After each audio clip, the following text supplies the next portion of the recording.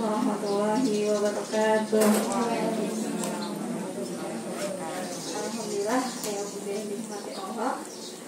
Pagi hari ini Allah berikan kesempatan kepada kita untuk bisa bertemu di sini ya, bisa berkumpul di musola SD Alam Akila di tengah kesibukan ayah bunda sekalian yang luar biasa ya. Saya yakin repot gitu ya di rumah gitu ya.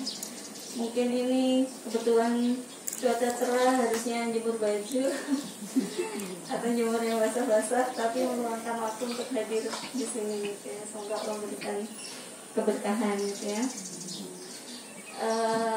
Alhamdulillahirabbil alamin, wa bihi nasta'in wa ala umuri dunya wa dinil haq. Asyhadu an la ilaha illallah wa asyhadu anna Muhammadan abduhu wa rasuluhu.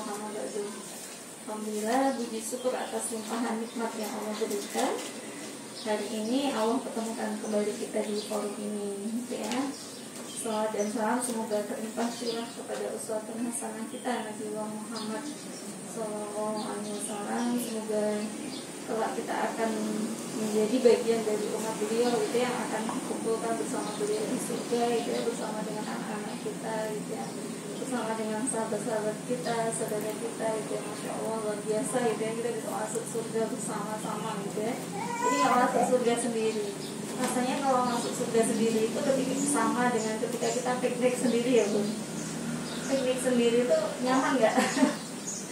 Kayak nyaman ya. Betul, alhamdulillah. Itu langsung saja ya. Pagi hari ini gitu ya, saya dikasih kesempatan gitu ya untuk berbagi tentang bagaimana sih cara mengobservasi gitu ya dan menstimulasi bakat anak. Apa yang dipahami dengan bakat, Bun?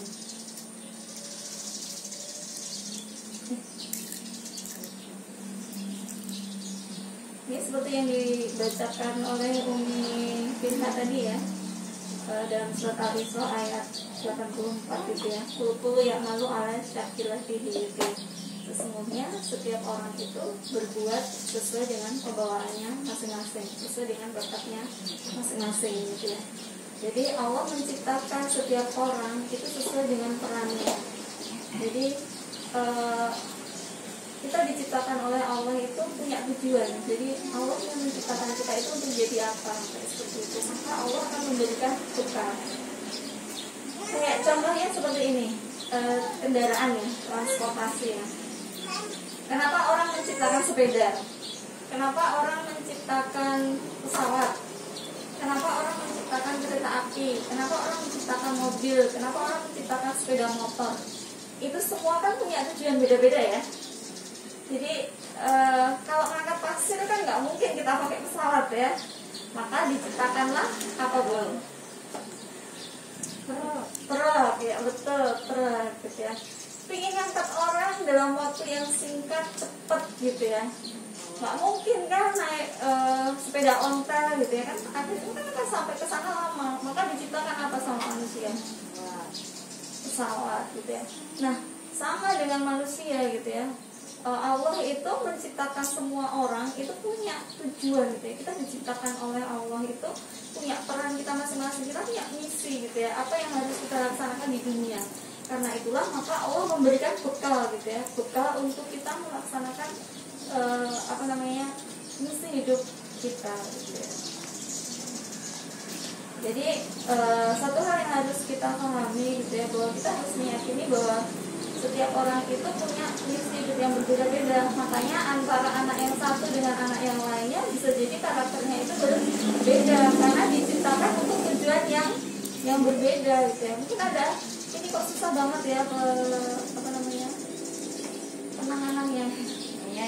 Oh gitu ya, seperti itu. Ini kok nangisan ya, seperti itu. Karena mungkin Allah yang menciptakan dia menjadi seorang penyayang gitu, yang jadi dokter, jadi guru gitu kan. Kalau jadi dokter, jadi guru, jadi perawat kayak gitu, dia nggak punya sifat penyayang, akhirnya gimana? Pasiennya iya, pasiennya kabur gitu ya. Nah, hari ini kita tidak akan bahas lebih lanjut ya tentang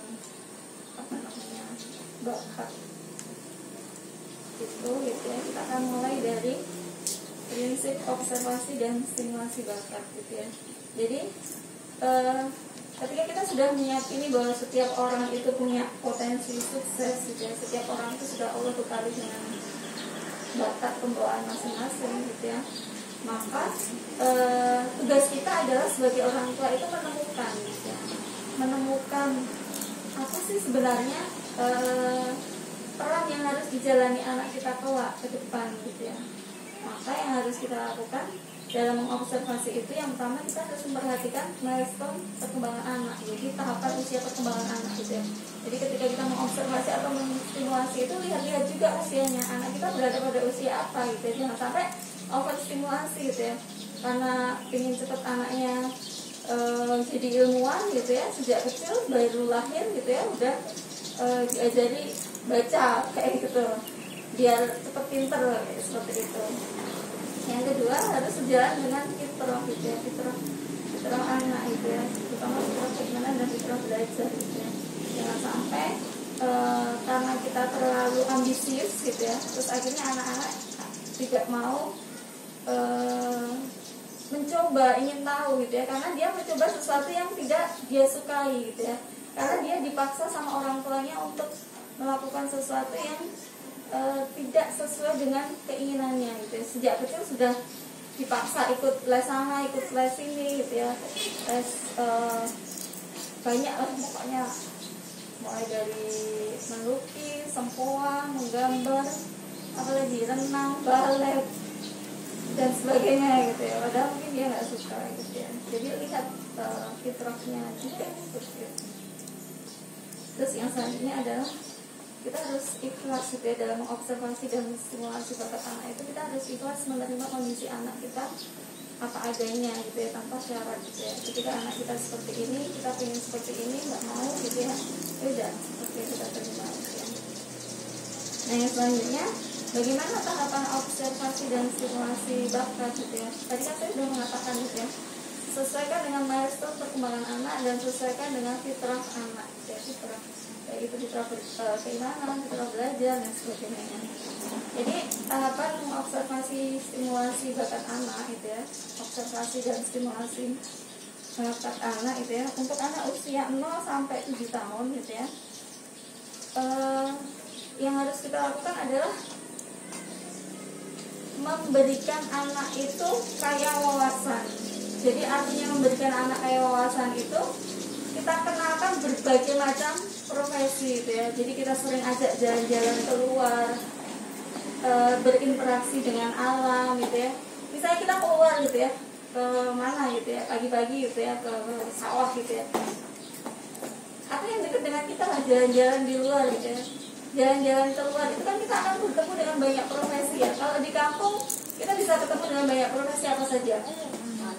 Tani, tukang sayur, apa lagi? Tukang batu dan sebagainya. Nah dari itu gitu ya, kita kasih tahu deh itu pekerjaannya seperti itu, begini kayak gitu. Nanti dia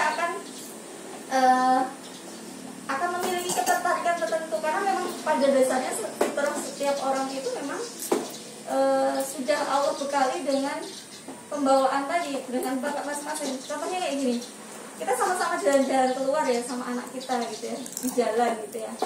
Mungkin anak yang satu gitu ya, dia suka banget ketika lihat tanaman gitu ya. Jadi ketika lihat tanaman dia akan berhenti.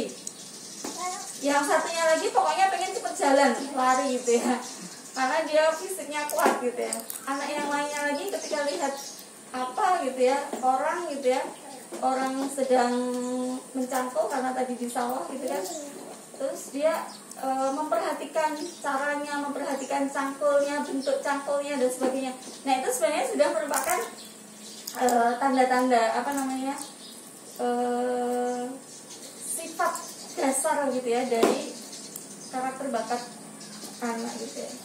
Atau ketika kita jalan-jalan ke kebun binatang gitu ya, ada anak yang di satu binatang itu dia nggak pergi-pergi. Ada anak yang pokoknya pengen cepat selesai, pokoknya muter gitu, dia nggak tertarik sama sekali dengan binatang. Nah itu merupakan sebuah ciri gitu ya. Kita bisa mengamati itu, anak saya yang tertariknya itu yang mana gitu ya. Makanya di usia 0 sampai 7 tahun itu ajak dulu muter kemana-mana itu ya, ke pasar, ke sawah, ke kebun, tempat-tempat yang lainnya apa lagi Bun? Kenali dengan banyak profesi gitu ya, ke sekolahan, ke kantor ya, ke puskesmas, ke gedung-gedung pemerintahan gitu ya, ke kecamatan dan sebagainya. Jadi dia mengenal banyak profesi. Oh ini profesinya ini deh gitu ya. Ke stasiun, ke terminal, ke bandara gitu kan. Akhirnya kan anak akan wawasannya itu kan terbuka, dia akan kaya sekali dengan wawasan gitu ya. Nah, baru ketika di usia 7 sampai 14 tahun gitu ya, untuk saatnya kita itu memperkaya anak itu dengan banyak aktivitas gitu ya. Yang 0 sampai 7 tahun itu kayak wawasan, yang usia 7 sampai 14 tahun itu kayak aktivitas. Baru ini saatnya kita cobakan banyak aktivitas ke anak. Jadi ketika misalnya anak bilang gini, nih aku pengen beli apa ya, beli boneka gitu ya, saya pengen bikin bajunya sendiri kayak gitu. Nah, cobain semua aktivitas yang bisa dilakukan gitu ya. Nanti saya akan share gitu ya di ayah sekalian gitu ya, banyak aktivitas, ada 114 aktivitas gitu ya, yang nanti bisa ayah bunda cobakan ke anak-anak semuanya. Karena dengan anak banyak mencoba aktivitas itu, dia akan mempunyai gambaran gitu ya. Oh ini aku suka, oh lihat petani, ke nyoba berkebun gitu ya, oh aku suka dan sebagainya. Lihat apa gitu ya, nyoba ke aktivitas itu gitu ya.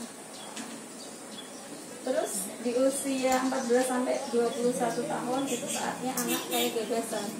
Jadi ide-ide ditarik gitu ya, diajak diskusi gitu ya. Kira-kira kamu punya ide apa, mau lanjut kemana? Yang selanjutnya adalah langkahnya ya. Jadi setelah kita pahami prinsipnya, prinsip dasar dalam observasi bakatnya anak, terus yang kedua itu kita tahu tahapan-tahapannya, usia segini harusnya anak kita apa yang harus kita berikan ke anak-anak kita gitu ya. Nah yang selanjutnya bagaimana caranya gitu ya, caranya kita mengobservasi bakat mereka gitu ya. Caranya adalah yang pertama itu dengan stimulasi ya. Jadi kita stimulasi dengan aktivitas 3D. Aktivitas 3D itu apa gitu ya, berikan anak itu banyak aktivitas yang beragam. Jadi aktivitasnya itu jangan hanya monoton itu terus gitu ya. Jadi pulang sekolah sampai di rumah nonton HP, lihat TV, mainan dan itu tok gitu ya. Tapi coba kan banyak sekali aktivitas ke anak-anak kita gitu ya. Di rumah itu apa saja sih kegiatan yang bisa kita cobakan ke anak-anak? Memasak bisa kita cobakan, kita ajarkan gitu ya. Jadi saya kadang ada hari tertentu gitu ya, dimana saya membebaskan diri saya untuk tidak masak gitu ya, dan anak-anak kesempatan anak-anak untuk menentukan sendiri. Jadi sekarang jadwalnya Mbak belanja sayur, menentukan jenis sayur yang mau dimasak dan memasak gitu ya. Mulai dari aktivitas yang ada di dalam rumah gitu ya, mulai dari masak, nyuci dan sebagainya, itu bisa kita cobakan ke mereka. Sampai nanti kita keluar rumah gitu ya, keluar rumah mulai dari lingkungannya ada di sekitar kita yang bisa kita cobakan gitu ya, aktivitas di luar rumah gitu ya, sampai dia nanti jauh ke sana gitu ya, kita magangkan gitu ya, magangkan dititip kayak ke misalnya ada teman yang punya usaha apa gitu ya, bikin roti gitu ya, nitip ya anakku di situ. Jadi dia akan mengamati bagaimana sih proses pembuatan roti dan sebagainya. Oh ada budenya yang punya toko gitu ya, magangin di sana, biar dia tahu gitu ya, oh operasional sebuah toko itu seperti apa sih, seperti itu. Jadi berikan aktivitas yang beragam gitu ya, banyak aktivitas yang beragam, terus berulang gitu ya, diulangi. Jadi jangan hanya cuma sekali aja kan belum bisa menentukan apakah ini panggilan hatinya ataukah belum gitu ya, benar-benar dia suka atau enggak. Jadi misalnya magang di toko gitu ya. Di toko ini dia nggak suka, bisa jadi dia nggak suka di situnya karena lingkungan di situ atau karena kondisinya di situ. Bisa jadi ketika dipindah ke toko yang lainnya dia akan merasa suka gitu ya. Terus beri kesempatan anak bertemu dengan banyak orang saja, banyak orang juga gitu ya. Karena kalau dalam talent mapping itu ya, dan bakat itu kan ada 4 ya. Ada yang kaitannya itu dengan thinking gitu ya, pemikir gitu ya. Orang-orang yang bakatnya itu memang menjadi bakat pemikir gitu ya. Terus ada yang striving gitu ya. Striving itu artinya pekerja keras gitu ya. Terus ada yang influencing itu orang yang suka mempengaruhi orang lain gitu ya. Jadi ini provokator ya, kayak seperti itu, suka mimpin, suka ngajakin orang seperti itu. Atau ada juga yang relating gitu ya, suka menjalin hubungan dengan orang lain. Jadi ketika anak tidak distimulasi dengan bertemu dengan banyak orang gitu ya, nanti dia nggak ketemu. Bisa jadi ternyata dia bakatnya itu adalah suka menjalin hubungan dengan orang lain atau relating. Bisa jadi dia itu orangnya commander gitu ya, suka memerintah. Kalau dia nggak pernah diposisikan pada sebuah lingkungan yang dia bisa merintah, maka itu tidak akan muncul gitu ya. Jadi kasus seperti itu. Nah, gimana Mi kalau dia di sekolah nggak bisa gitu ya? Pakai rumah sebagai caranya gitu ya. Saya beberapa kali itu sering menggunakan aktivitas di rumah itu sebagai cara untuk anak melatih berorganisasi gitu ya. Misalnya kita camping bareng kemana gitu ya. Siapa yang jadi ketua rombongan ini gitu ya. Jadi nanti keputusan apa yang akan kita ambil selama camping itu si anak ini yang akan menentukan. Nah itu cara melatih anak. Terus siapa yang megang keuangannya? Siapa yang nanti akan jadi petugas P3K gitu ya ketika camping ya, seperti itu bisa dipakai gitu ya. Kalau nggak keluar, kalau di dalam rumah gimana nih? Ya udah bikin aja, misalnya kita project bareng, kita mau masak besar gitu ya. Sebentar lagi kurban nggak sih? Nah, jadi kan aktivitas kurban itu sebagai sarana untuk melatih anak kemampuan leadershipnya kayak gitu. Siapa yang menentukan menunya, siapa yang belanja, siapa yang ini. Tapi ngomong-ngomong anaknya berapa ya menentukan siapa yang belanja, siapa yang jadi leadershipnya. Anaknya cuma 1 ya padahal ya udah. Nah, atau ajak teman-temannya yang lainnya. Saya dulu, mungkin zamannya dulu beda sama yang sekarang ya. Ayah bunda dulu suka pasaran ya. Nah itu kan ternyata melatih untuk itu. Jadi yang pertama yang harus kita lakukan adalah stimulasi anak dengan 3B ini ya, banyak aktivitas yang beragam, berulang dan bertemu dengan orang gitu ya. Jadi ketika kita belum mencobakan anak aktivitas yang membuat dia bertemu banyak orang, jangan langsung kita menjudge bahwa anak kita, oh dia nggak suka bertemu dengan orang, dia lebih suka di rumah kayak gitu. Terus yang kedua, selama kita menstimulasi itu dengan banyak aktivitas yang beragam dan berulang tadi, itu kita bisa amati mana aktivitas yang anak-anak itu merasa 3E, sebenarnya itu 4E ya. Enjoy, easy, excellent, sama earn. Jadi enjoy itu, jadi ketika dicobakan aktivitas misalnya les menggambar gitu, kok anak ini menikmati sekali gitu ya. Terus kok dia mudah gitu ya, mudah menyelesaikan aktivitasnya itu gitu ya. Kok hasilnya bagus gitu ya. Oh berarti kita catat gitu ya, kita catat dulu. Oh ini dia sukanya kesini gitu ya. Terus makanya gabungannya dengan observasi itu adalah retakan. Jadi rekam atau capture pengamatannya itu baik bisa berupa tulisan, foto, atau video gitu ya. Nanti kita bisa lihat mana sih anak-anak yang merasa 3E gitu ya. Makanya saya sering gitu ya, ketika anak apa gitu ya, tak foto, tak video gitu, tak simpen gitu ya. Kadang diposting, kadang disimpan di Google Drive kayak gitu. Itu akan menjadi memori tersendiri buat anak-anak dan akan bermanfaat untuk kita gitu ya. Suatu saat nanti, oh ternyata dia seperti ini gitu ya. Ini refleksi perjalanan anak-anak saya mencari bakat ya. Saya menyampaikan ini buat gambaran ayah bunda aja gitu ya. Oh loh, seperti ini loh caranya gitu ya. Ini anak pertama gitu ya. Jadi nih aku pengen belajar foto gitu ya, oke ada event fotografi, kamu ikut gitu ya, liburan gitu ya. Ketika ada kegiatan apa gitu, jadi ketika ada kan dengan adanya WA itu kan kita mudah banget ya dapat broadcast kegiatan untuk anak-anak ya, tawarin aja ikutkan gitu ya, nanti dia akan nemu gitu ya. Setelah mencoba itu dia akan nemu mana sih yang dia benar-benar gue banget gitu ya, saya merasa enjoy, saya merasa mudah melakukan ini gitu ya, dan hasil yang saya lakukan itu adalah bagus gitu ya. Jadi ini berawal dari dimulaikan di magang dulu. Jadi ini sebelum dia ke magang digital marketing ini ya Bun, ini magang di Aflaha gitu ya, dia magang di lingkungan sekitar dulu. Waktu itu pertama kali dia magang itu adalah magang di tempatnya teman saya gitu ya, kebetulan dia punya usaha ini brownies ya. Jadi Talita brownies itu dia bikin aneka jajanan anak-anak kayak gitu. Saya coba magang di sana gitu ya, ternyata dia nggak suka dengan aktivitas masak-masak kayak gitu, dengan aktivitas yang hubungannya dengan kerja fisik gitu ya. Dia merasa capek dan sebagainya, baru magang sehari itu yang 2 harinya dia nggak mau lanjut gitu ya. Dia bosen kayak seperti itu. Oh berarti nggak suka gitu ya. Tapi dia suka ini utak-utak komputer, foto-foto, ketika pinjam HP-nya ibunya gitu ya, seringnya buat foto kok hasilnya bagus gitu ya, maka arahkan ke sana gitu ya, seperti itu. Ini yang kedua ternyata memang beda gitu ya, dari kecil itu suka gambar-gambar gitu ya.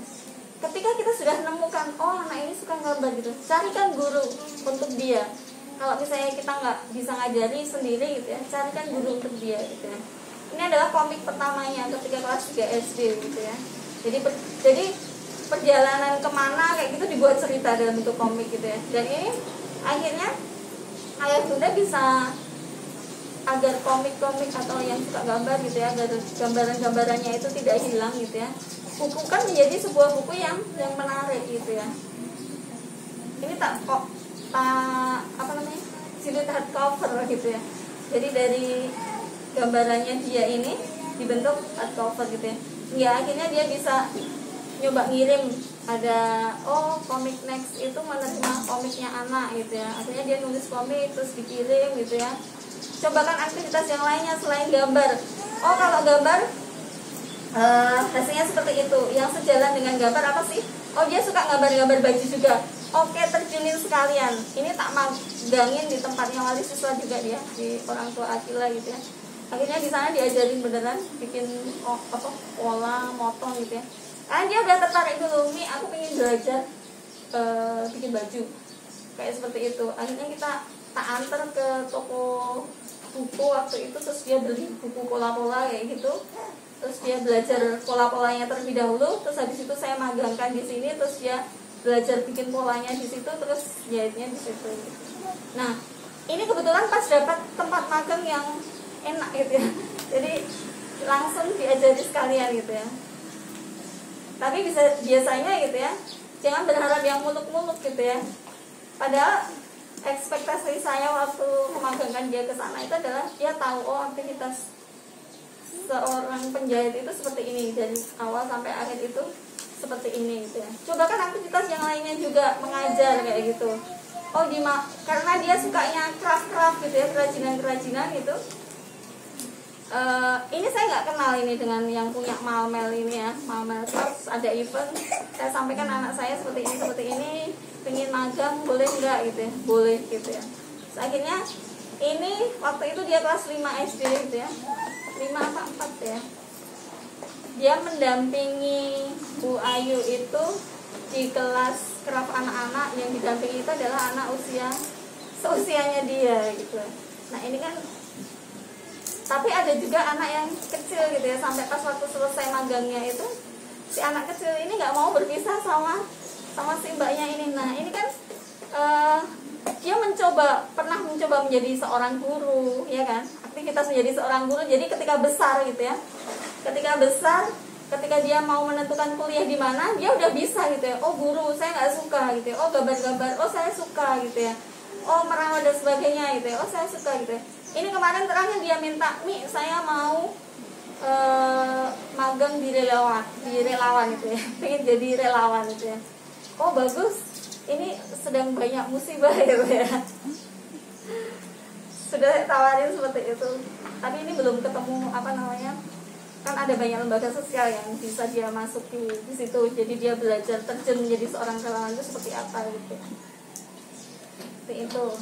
Nah, kalau tadi di awal saya bilang sampaikan ke ibu-ibu semuanya bahwa setiap anak itu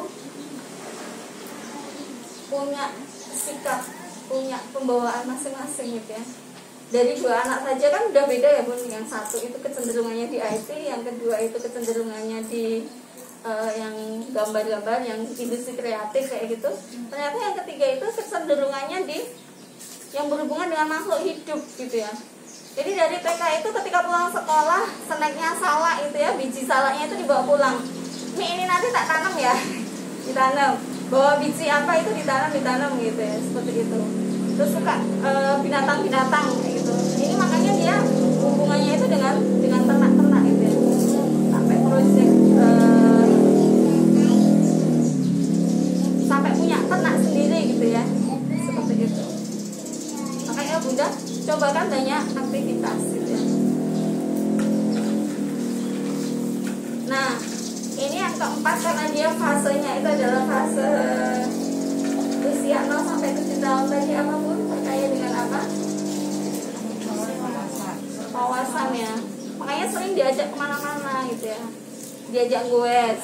Nih, ini hari ayah ya, selamat hari ayah. Kemarin maksudnya. Nah ini diajak goes sama bapaknya. Jadi dia merasakan sambil goes itu kenapa dia di depan bapaknya, kan nanti bapaknya akan cerita. Dia itu ini loh, ini dan sebagainya. Di sepanjang jalan itu manfaatkan momen kebersamaan dengan anak kita di jalan itu sebagai sarana untuk belajar anak-anak kita tentang banyak hal. Jadi jangan hanya naik motor itu wis meneng wae. Diam sampai di rumah selesai gitu ya. Di jalan kita nggak cerita banyak, tidak memberikan pengetahuan banyak ke anak-anak kita. Diajak ke kebun, metik ini gitu ya, ke toko buku, diajak camping. Ini usia 8 bulan itu udah camping pertama ya di pantai gitu ya. Dia sudah mulai memelihara ikan dan ternyata memang telaten gitu ya, masih makan. Sekarang ikan beralih ke kucing. Jadi ketika pagi bangun tidur itu dia akan lari ke tempat buat ngasih makan kucing. Ini naik apa namanya? Cobakan berbagai macam gitu ya. Nah, saya ingin menyampaikan ini nih. Sesungguhnya bakat itu bukan diukur dari hebat dan kompetennya seseorang dalam sebuah bidang atau peran gitu. Namun diukur dari seberapa senang dan bahagianya menjalani aktivitas itu. Ini kalau lihat di Mbak Aida ini kan dia merintis es telang ya waktu itu ya. Di 3 bulan pertama itu langsung produksinya itu bisa 1000 pack. Tapi dia merasa nggak nyaman. Makanya kan dia ogah-ogahan untuk membesarkan esnya ini gitu ya. Jadi dia pas di proses produksi itu adalah sesuatu yang menyiksa dirinya karena dia nggak suka aktivitas yang monoton. Dia sukanya itu ya nganter-nganter kirimannya atau sukanya itu pas belanjanya gitu ya. Kalau dia sudah besar, ini bisa disiasati dengan mengangkat orang gitu ya untuk menjadi tenaga kerjanya. Kan dia udah ketemu, oh aktivitas yang berhubungan dengan fisik itu saya nggak suka. Saya sukanya yang ketemu dengan orang. Kan ini kan belanja, nganter-nganter ini kan ketemu dengan orang ya. Dia sukanya seperti itu gitu ya. Itu dan masih sedang sekolah juga, jadi memang tidak dimaksimalkan. Nah, pesan yang ingin saya sampaikan ke ayah bunda sekalian gitu ya, jangan menyia-nyiakan bakat dari anak-anak kita. Setiap anak kita itu punya potensi, punya bakat, punya pembawaan masing-masing. Allah bekali dengan potensi sukses gitu ya. Maka janganlah kita menyia-nyiakannya. Ini dalam kitab Tufatul Maulud gitu ya, kayak karangannya Ibnu Qayyim gitu ya, mengatakan bahwa perkara yang sudah sepatutnya diperhatikan oleh orang tua adalah keadaan si anak. Potensi apa yang dia miliki, bakat apa yang terpendam pada dirinya, maka hendaknya orang tuanya mengetahui bahwa untuk bidang itulah anak diciptakan. Maka orang tua hendaknya tidak memalingkan si anak dari bakatnya selama itu diperbolehkan oleh syariat. Apa akibatnya bila anak dipaksa untuk fokus pada sesuatu yang bukan bakatnya, gitu ya? Beliau melanjutkan bahwa apabila anak dipaksa untuk menyukai sesuatu yang bukan bidangnya, bukan bakatnya, maka dia tidak akan meraih kesuksesan. Luputlah darinya apa yang sebenarnya merupakan potensi dirinya. Jadi ketika dipaksa untuk melakukan sesuatu yang bukan bidangnya, maka dia tidak akan mencapai kesuksesan di situ. Lalu, apa yang harusnya menjadi tugas orang tua? Apabila orang tua melihat bahwa anaknya bagus pemahamannya, bisa mengerti dengan baik, hafalannya pun bagus dan cerdas, maka ini menunjukkan tanda penerimaan dan kesiapan anak untuk belajar, untuk mengukir ilmu di dalam hatinya yang masih polos. Namun apabila dia melihat anaknya memiliki kecenderungan kepada dunia perdagangan, jual beli, atau bidang lain yang diperbolehkan dalam syariat, seperti pertanian, kedokteran, teknologi, dan lain-lain, maka hendaknya dia diberi kesempatan kepada anaknya untuk mengembangkan potensi itu. Setiap orang akan dimudahkan oleh Allah untuk melakukan sesuatu yang telah ditetapkan baginya. Jadi analoginya seperti ini ya Bun. Kayak kita ambil contoh binatang ya. Ada binatang yang Allah beri kelebihan untuk bisa terbang. Ada binatang yang Allah beri kelebihan untuk larinya cepat gitu ya. Ada binatang yang Allah beri kelebihan untuk bisa berenang gitu ya. Kalau kita memaksa ikan berenang itu bisa terbang, maka waktu kita akan habis sia-sia untuk mengajari dia terbang, ya enggak? Jadi anak kita juga seperti itu. Anak kita punya potensi, punya bakat sendiri bawaannya gitu ya. Caranya bagaimana? Ya kita observasi gitu ya. Dia yang merasa gue banget, yang merasa dia suka, nyaman, terus melakukan itu dengan bagus, hasilnya bagus kayak gitu, yang mana gitu ya. Maka itu yang harusnya kita pupuk terus seperti itu. Jadi yang harus kita lakukan adalah kayak visinya Akira ini, optimalkan potensi gitu ya. Jadi sesuatu yang menjadi optimalkan kekuatan yang dimiliki anak gitu ya. Ketika dia punya kelemahan, nah siasati kelemahan yang dia miliki seperti itu. Jadi jangan paksakan ketika dia lemah di sini terus kita paksakan untuk dia bisa unggul di bidang yang lainnya. Karena ini yang dikatakan oleh Ibnu Qayyim tadi, bahwa ketika kita memaksakan anak untuk menyukai sesuatu yang bukan bakatnya, bukan bidangnya gitu ya, maka dia tidak akan pernah meraih kesuksesan di sana. Itu mungkin Bunda mungkin bisa kita lanjutkan dengan diskusi ya. Kalau masih ada waktu gitu ya. Bahwa Allah itu akan memampukan orang yang terpanggil gitu ya. Ketika kita terpanggil, ini kata-katanya almarhum Ustaz Hari Santosa itu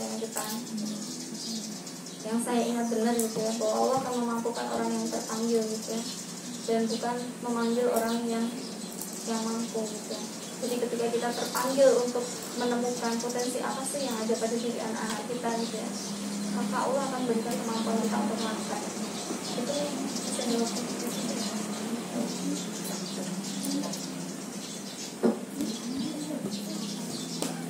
Itu ya ayah bunda untuk apa